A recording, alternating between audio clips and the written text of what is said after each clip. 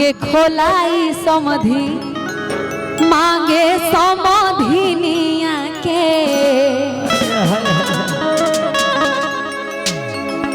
कि बांध के खोलाई समधि और मांगे समधिनिया के।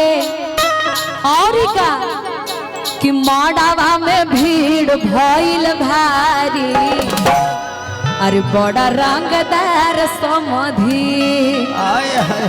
अच्छा लड़का के पिताजी कहाँ हैं? जो दूल्हे राज है उनके पिताजी कहाँ हैं? घर में है ना?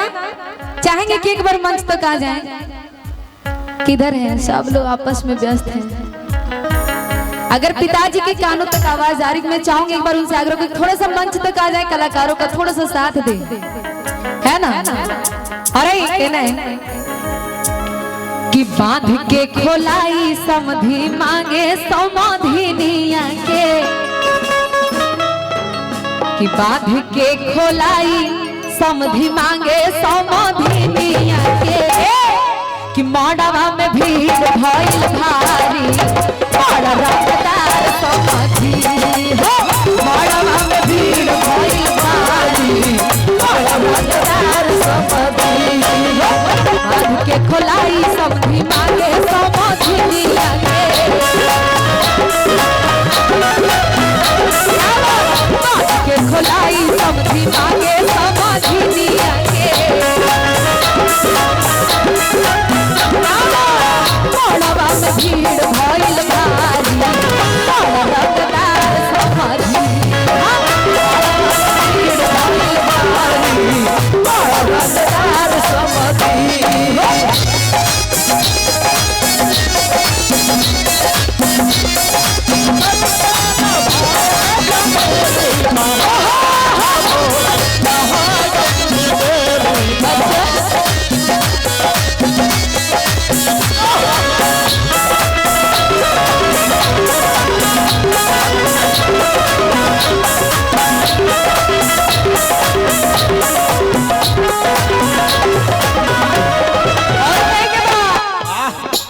नाली हलन गैया नाली हलन भैंसिया हो।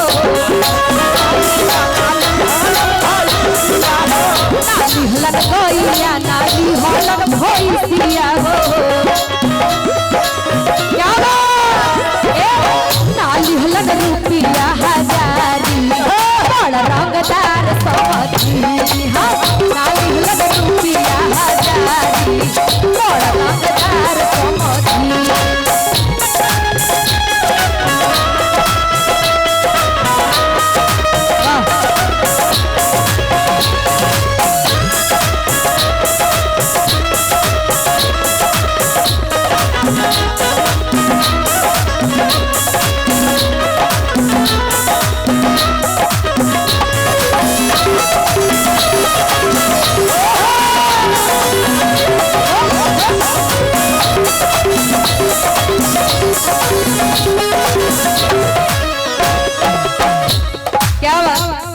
कहना है क्या?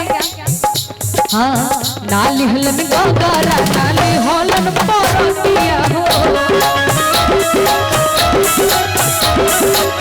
नाली हलन गंगारा नाली हलन परतिया हो। नाली हलन लोटा और सारी, बड़ा रंगदार समधि। नाली हलन लोटा और सारी, बड़ा रंगदार समधि। बांध के खोलाई समधि मांगे समधिनिया के। बांध के खोलाई समधि मांगे समधिनिया के। मड़वा में भीड़ भइल भारी, बड़ा रंगदार समधि।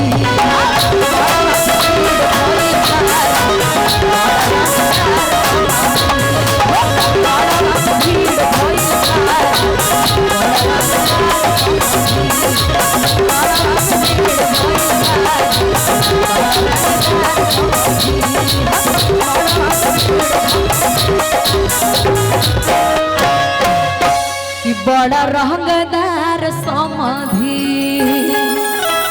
वाह एक बार जोरदार ताली सब